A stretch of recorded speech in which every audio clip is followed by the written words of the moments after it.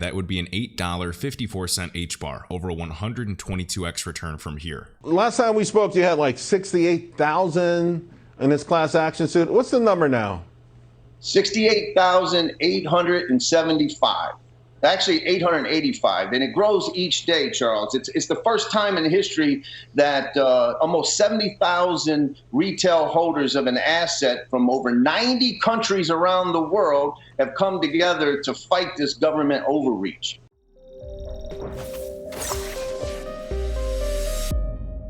What's up, guys? Kevin Cage here with another cryptocurrency update. Throwback to this post, the Central Bank of France, or the Bank of France, likely to prefer XRP over Bitcoin and Ethereum. The country's central bank has openly discussed the XRP ledger as a possible platform for their central bank digital currency.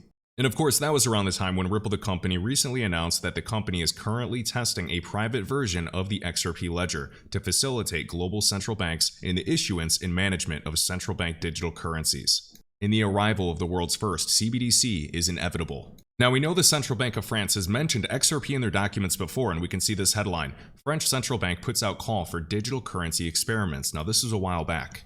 And now recently, just last week, France starts second stage of wholesale central bank digital currency experiments, the central bank governor says, to ensure that France stands ready to bring central bank money as a settlement asset as early as 2023. Next up, on Fortune.com, we have exclusive former Ripple executives raise $6 million for this new NFT financing lending startup called Supermojo. Supermojo announced the launch of its financing platform designed to make digital assets more accessible for the next wave of users. This platform facilitates the point-of-sale financing to improve the NFT purchase experience and collateralized lending for improved post-sale liquidity. Supermojo's initial focus will be on partnering with marketplaces and storefronts that serve the $25 billion NFT market. Their seed round was led by a variety of groups. We can see DRW Venture, we can see Gemini, Arrington Capital, BlockFi Ventures, Circle Ventures, Draper, and of course Ripple. Founded by CEO Amir and Head of Product and Engineering Craig DeWitt, two former executives at Ripple. So I think it's pretty obvious there's going to be some heavy XRP ledger integrations. In quotes, digital goods will be the largest market in the world, so it's extremely important to provide an experience that's accessible for all people, especially those without crypto expertise. Web3 and traditional finance solutions are being combined to offer superior customer experiences to enter into the high-growth marketplace of NFTs. Today, more than ever, NFT owners are looking for ways to get liquidity against their NFTs. The NFT industry, of course, we know it had huge growth, a crazy bubble, yet the NFT financing market has lagged the overall growth of the industry. Financing options are generally limited to peer-to-peer, P2P, or peer-to-pool protocols that are not intuitive or accessible to the average NFT buyer. Supermojo's unique product solutions will expand the number of financing options available to customers and increase simplicity and liquidity of the NFT ecosystem. Very cool, and I would not bet against these two gents. Now, speaking of NFT expansion in the XRP ledger and XLS20 getting closer to launch, Ripple just put this out 2 days ago.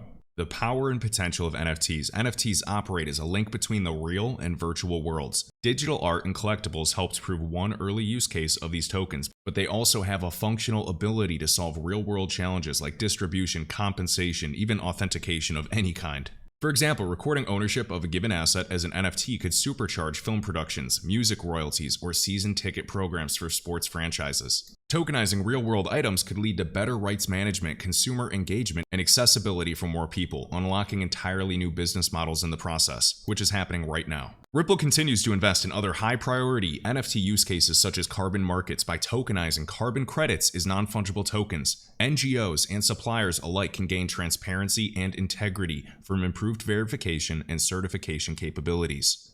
And as we know, the XRP ledger is fast, low-cost, and scalable, and carbon neutral. And the XRP ledger is ideally suited for creating and distributing NFTs. And XLS20 is Ripple's proposed NFT protocol. This would allow NFT transactions to close on the XRP ledger in less than 5 seconds and cost only a fraction of a penny to mint, buy, sell. And the XRP ledger can handle a huge amount of throughput, notice, making it perfect for rapidly scaling enterprise NFT applications, in-game NFTs, and more. The tokenized future ahead, and remember that guy over at One River Asset Management, I'm blanking on his name, doing that Freudian slip that we shared the other day, that clip that went viral on crypto Twitter, and he said that the next huge market will be the treasuries market that will be tokenized. And speaking of this, we have 2 new partners with the company Ripple. So we have, by Ripple, we're excited to partner with Ducati Motor and NFT Pro to launch Web3 initiatives and bring Ducati NFTs to life using the XRP ledger. So this is right on Ducati's website if you want to check this out. So of course, you guys know the Ducati motorcycles, they're awesome. And notice they're partnering with NFT Pro. This is the #1 white label NFT solution for blue chip brands. And they chose to work with the company Ripple and launch on the XRP ledger. And my bet is that more brands are going to follow suit. Next up, by Just Jeremiah Crypto, I want to dive into this beautiful Hedera Hashgraph thread. Now, per yesterday's video, if you guys did see me reviewing the APY with native staking for Hashgraph. So I'm personally going to take a deeper look at some of the nodes and kind of weigh my options because, 6.5% versus Stater, which is like 36% APY, which is awesome. But I'll keep you guys updated. So, the world's first enterprise DAO, a decentralized autonomous organization. Hedera Hashgraph is an enterprise-ready, open-source, public distributed ledger technology network that is ran and governed by world-renowned companies. Decentralized applications are fast, secure, and scalable using the Hashgraph consensus algorithm. First off, for HBAR, we have NFTs, check. Think of NFT marketplaces like Zeus.market right here, a leading NFT marketplace built on Hedera. So I encourage you to check out Zeus Market if you're interested in HBAR NFTs. No forks, central bank digital currencies, and additional trials. Think of Shinhan Bank, a Korean bank that actually sits on Hedera's governing council. They have dApps, rumored ISO 222, heavy integrations with Circle as well in USDC, so that's a good sign. And Hashgraph is a DAG, just like Phantom and just like DAG or Constellation. It's a directed acyclic graph. Highly scalable with 10,000 transactions per second, 3 to 5 seconds for finality, which is huge. Carbon negative right up there with Algorand in the XRP ledger. Interwork Alliance. And of course, Hashgraph is compatible with Ethereum's virtual machine for smart contracts. And approximately 26 governing council members. Also passes the worldwide data regulations. And as we said, Hashgraph is a DAG. Right here you can see an illustration versus a blockchain, and DAGs can scale significantly faster. They have much higher levels of throughput. You can read about their consensus protocol. We can see a variety of sectors: technology, IT, manufacturing, law, telecom, fintech, banks, entertainment, aerospace. Remember, there was also a drone company looking at Hashgraph, asset management, utilities, you name it. And of course, any new enterprise NFT applications or apps that we can build on top of this. And right on Hedera.com, up to 39 highly diversified organizations leading the Hedera network. We can put our cursor right here and see additional functional use cases: data compliance, fraud mitigation, payments, identity, permission blockchains, and tokenizing assets. And of course, their list. We can see Chainlink Labs, DBS, and I do imagine that DBS will be listing HBAR in the future because they do list and trade XRP. One of the largest banks based out of Singapore. And remember that Brad Garlinghouse was just, a week ago? Maybe 2 weeks ago. He was just at another central bankers conference with Singapore and Switzerland. Now, if DBS is on the council for Hedera, they already like XRP. I believe they're going to add HBAR too. Deutsche Telekom, Nomura, FIS, Google, Boeing, like the biggest companies in the world. Hedera has chosen Google as a cloud service provider. Ubisoft thinks DLT is the future of gaming. I don't know if I've seen this one before. Dentons will use DLT to tokenize fundraisers, create smart legal contracts, and more. We have Boeing pushing for DLT for onboard GPS and guiding unmanned aircraft. Wow. And look at this, we even have micropayments. Now, I've heard from a variety of people, including David Schwartz, that micropayments could even contend with the amount of money in the cross-border payment market. That's huge. As we can see, IBM is increasing interoperability for enterprise blockchain networks, and IBM with Casper actually highlighting at Davos that they're connecting to Hyperledger. And who's on Hyperledger's organization? Hedera, Ripple, and then even though I don't think Algo is on it, they're integrated with OMFIF, so it's basically just all connected. All the biggest companies in the world.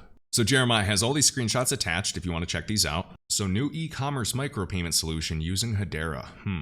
In the CBDC use case for retail, for wholesale, we know that the XRP ledger, we know Stellar, we know Algorand, we know Hedera, they're all working on a variety of solutions. And all the banks, even the central banks, are future-proofing. They're not just trying one thing and staying with it, they're testing all of these networks. We can see they partnered with MTech Inc., a modern central bank sandbox platform, to really kind of test it, gain the rails it needs to create efficient central bank digital currencies. Very cool. This is a private CBDC platform. So DBS, we talked about. Shinhan Bank, that's an example of central bank digital currency trials based out of Korea, sitting on the governing council. FIS, massive. They're tied to the clearinghouse organization. So if you go to the clearinghouse.org, you can see a bunch of other tech providers that are Ripple partners. And Project New Dawn, banking the unbanked. In 2017, the World Bank reported 1.7 billion unbanked adults that don't even have an account at a financial institution or through a mobile money provider. So yeah, banking the unbanked is going to be a huge use case for a variety of assets. Jeremiah's given his 2 cents about DAG and HBAR. I think there's plenty of room for both to do well. If DAG wants to aim to be, more decentralized in terms of governance and technology, that's fine. But I also see the value of an enterprise DAO where the biggest organizations in the world are members and they oversee it. We're not just going to go to a perfect world where everything's decentralized. We have to be real. And a DAO, for me, is like that next obvious step in evolution. 13 spots remain for the governing council Tesla SpaceX. That would be awesome. And the member of the Interwork Alliance, a global initiative to adopt token-powered services. Accenture, early Ripple investor, Microsoft, NASDAQ, R3. Remember this? Right after March 2020, April 2020 on R3's website, NASDAQ to collaborate with R3 on institutional-grade offerings for digital asset exchanges. Market infrastructure operators on a 24/7, 365 basis by tapping Corda. And remember, London and New York, 2 huge financial capitals, almost every single power player to get into the capital markets. So HBAR has a total supply of 50 billion tokens. And if Hedera is successful, we can see live on mainnet 60 plus ecosystem partners. A $2 to $5 HBAR is well within reach. And looking at the HBAR price chart from the all-time low, we've done about a 59 or 60x return. If HBAR had the market capitalization of Ethereum today, that would be an $8.54 HBAR, over a 122x return from here. If HBAR had the market capitalization of XRP today, that's an 11.5x, approximately 80 cents per token. So we have the Ethereum price chart on the weekly time frame on the left-hand side, and we have HBAR on the right.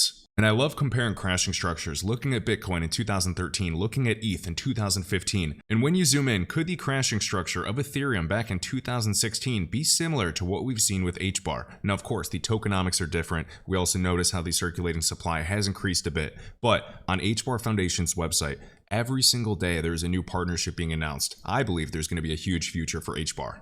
So we're around 6 to 7 cents per token for HBAR today. Now the all-time high was just under 60 cents. And let me know down in the comments your price prediction for HBAR in the future. But alright guys, if you enjoyed this video, be sure to like and sub. I greatly appreciate it. All links are on the top of the YouTube video description along with my link tree and my bio on Twitter, and I'll catch you in the next one.